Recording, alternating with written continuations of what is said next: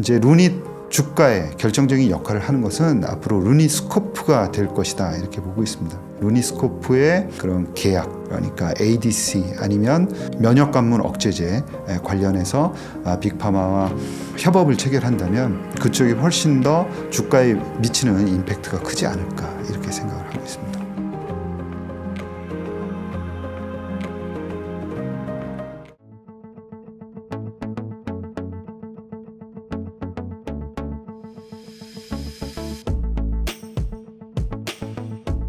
안녕하십니까.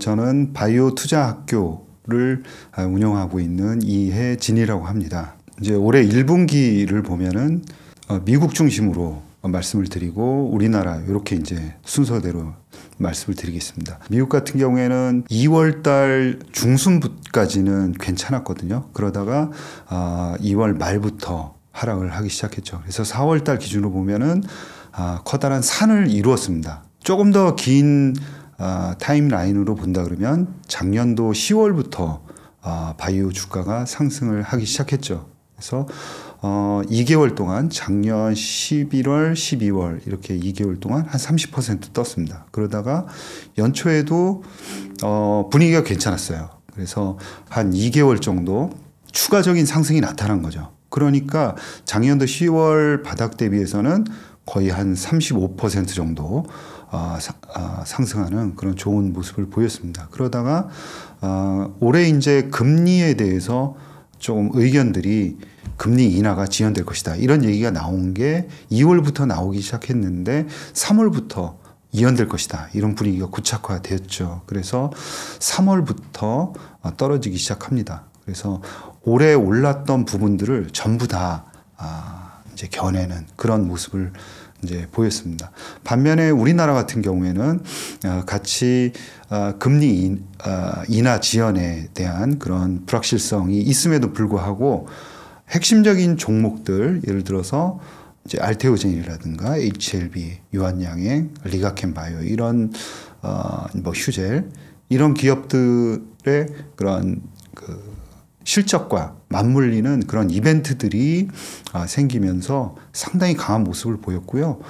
오늘 이제 5월 14일 이렇게 말씀드리는 날까지도 그렇게 약하진 않다. 그래서 미국 대비해서는 상대적으로 강한 모습을 보이는데 이런 모습을 보인 적이 굉장히 없습니다. 그래서 우리나라가 오히려 미국 대비해서 강한 모습을 나타내고 있다. 이렇게 평가할 수 있습니다. 이제 금리의 영향은 둘 다 똑같이 받는다 이렇게 봐야 될 텐데요. 우리나라 기업들은 대부분이 지금 임상 이상의 그 결과를 받아보기 바로 직전이다. 임상 이상 결과의 뚜껑을 열기 바로 직전이다. 이렇게 봐야 될 것 같습니다. 그러니까 전부 다 그렇진 않죠. 그래서 임상 3상 이상 하고 있는 기업들도 있고 임상 1상 하고 있는 기업들도 있습니다. 그런데 제가 이제 비유적으로 말씀을 드린 거고요.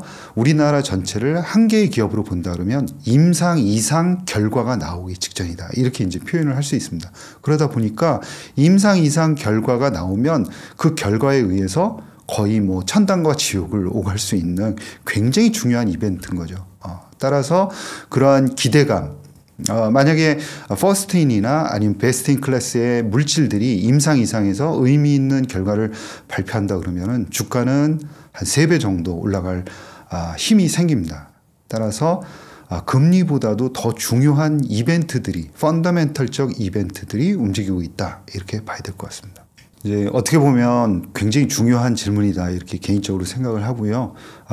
이 질문에는 말씀드리고 싶은 거는 바이오 주식은 안정형 주식과 그 다음에 성장형 주식 이렇게 두 개로 나눌 수 있다라고 생각을 합니다. 그러니까 외부에서 자금을 계속해서 조달해서 재무적인 그런 독립성을 보이지 못하고 있는 신약 개발하고 있는 업체들을 성장형 이렇게 이제 표현을 할 수 있고요. 이제 신약을 가지고 있으면서 잘 돈을 벌면서 그 돈으로 다시 신약 개발을 하고 있는 즉 재정적인 독립을 이루고 있는 안정형 기업들. 그러니까 조금 전에 질문을 주신 거는 안정형 그런 기업들 베타가 굉장히 낮습니다. 베타라는 거는 시장이 움직일 때 얼마만큼 움직이느냐 하는 거거든요. 그래서 베타가 1보다도 더 낮은 그런 안정형 바이오 기업들이 있습니다. 그 기업들은 주로 이제 빅파마나 아니면 빅바이오텍 이렇게 이제 이루어져 있다라고 볼 수 있고요. 우리나라 업체들은 크지는 않습니다. 그러나 다양한 뭐 제네릭이라든가 이런 신약 그 다음에 이제 복제약들을 아니면 이제 계량 신약들을 가지고 있으면서 돈을 벌고 그 돈으로 독립적으로 돈을 빌리지 않고 이렇게 연구 개발을 할 수 있는 기업들이 있죠. 그런 업체들의 주가 움직임은 훨씬 더 변동성이 낮다 이렇게 봐야 될 것 같습니다. 그래서 미국 같은 경우에는 XLV라는 ETF가 있습니다. 지금 최근 3년 정도는 아주 작은 밴드에서 거의 움직임이 없었는데요. 앞으로 추가적인 상승이 일어날 가능성이 있지 않나 그렇게 생각하고 있습니다. 네, 조금 전에 이제 질문 주신 대로 XLV에 많은 그 빅파마들이 들어가 있습니다. 근데 최근 3년 정도 빅파마들 중에서도 주가 성과가 굉장히 좋았던 업체들은 몇 개 업체가 없어요. 아까 말씀드린 대로 XLV의 주가가 그 ETF가 옆으로 계속 횡보하고 있습니다. 그럼 어떤 주식들은 조금 나쁘고 어떤 주식들은 굉장히 좋고 하면서 평균적으로 이제 보합권을 유지하고 있다 이렇게 봐야 될 텐데요. 뭐 아시는 것처럼 비만 치료제 일라이 릴리라든가 노보노디스크 이런 회사들은 실적이 크게 올라오면서 주가도 좋은 모습을 나타내고 있고요. 그 다음에 이제 머크 같은 회사가 키트루다라는 그런 항암 치료제 매출액이 크게 늘어나면서 주가가 성과를 보이고 있습니다. 두드러지고 있고요. 그 다음에 뭐 아스트라제네카라든가 몇몇 회사들이 그래도 이제 플러스권에서 좋은 성과를 보이고 있는 반면 대부분의 회사들이 주가가 약간 부진한 흐름을 보이고 있습니다.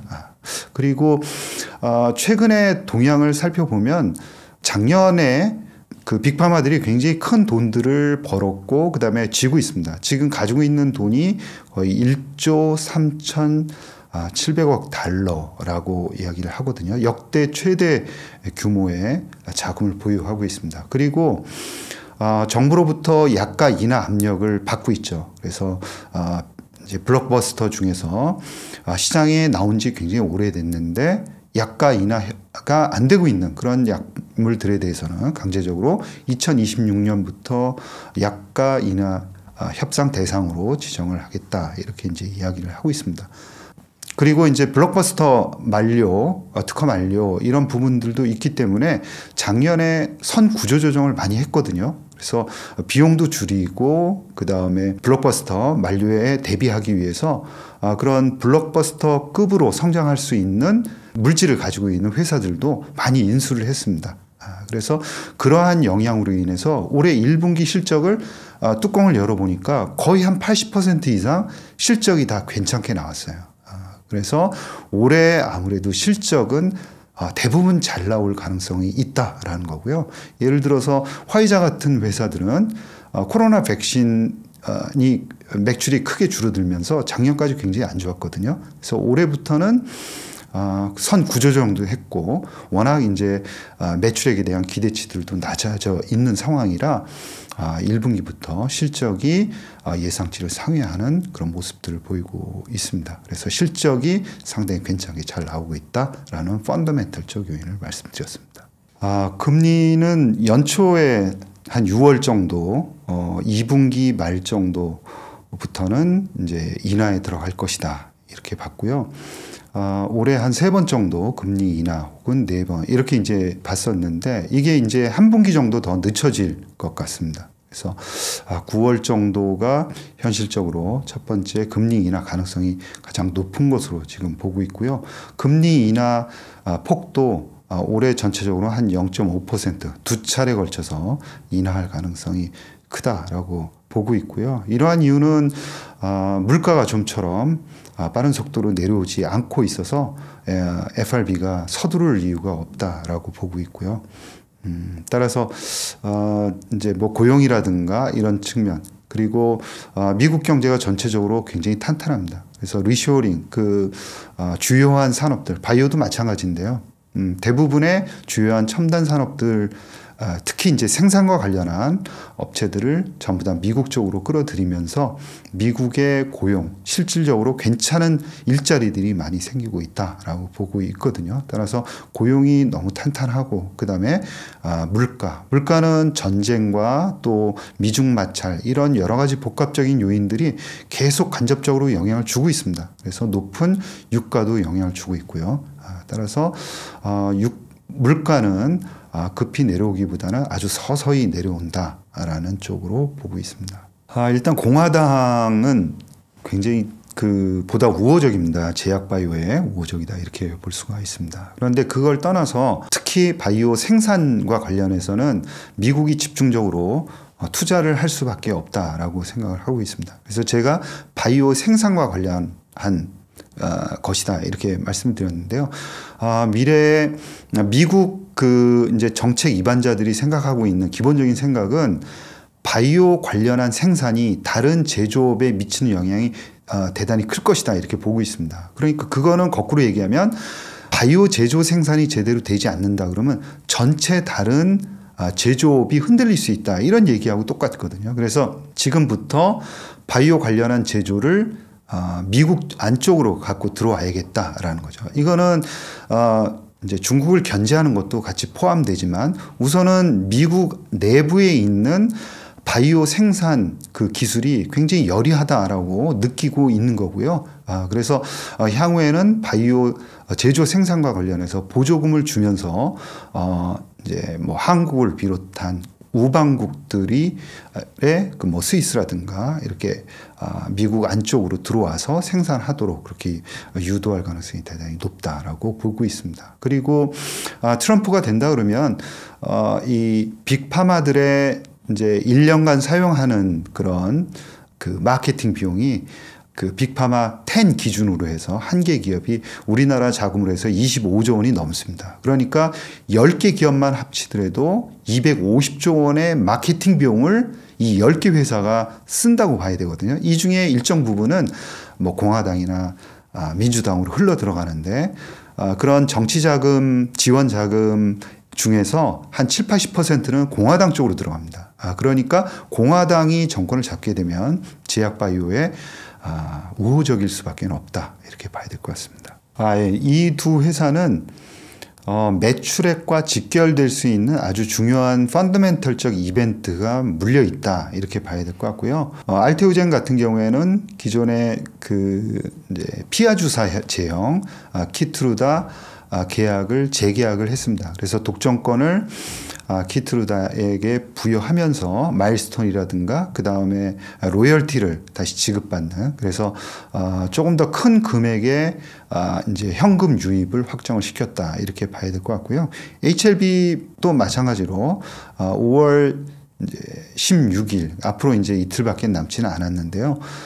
신약 승인이 예정이 되어 있습니다. 만약에 신약 승인이 된다면 큰 매출이 일어날 것이다. 간암 1차 치료제로 승인을 받는 거기 때문에 많은 환자들을 대상으로 한 블록버스터의 성장 가능성이 높다라고 시장은 보고 있는 것 같습니다. 이렇게 이제 두 회사는 매출액과 직결될 수 있는 중요한 이벤트가 관련이 되어 있다라고 볼 수 있습니다. 일단 어떻게 보면 좀 다행이다라고 볼 수 있는 게 이제 대규모 자금 2천억 중반대의 자금을 확보를 해야만 하는 인수 과정이 있었고 그래서 아마 2년 내 역대급 규모일 것 같은데요. 거의 한 1,700억 규모의 CB를 발행하는 것을 이제 성공을 했습니다. 따라서 기존에 가지고 있던 자금과 합쳐서 이제 인수 자금을 대금을 납입을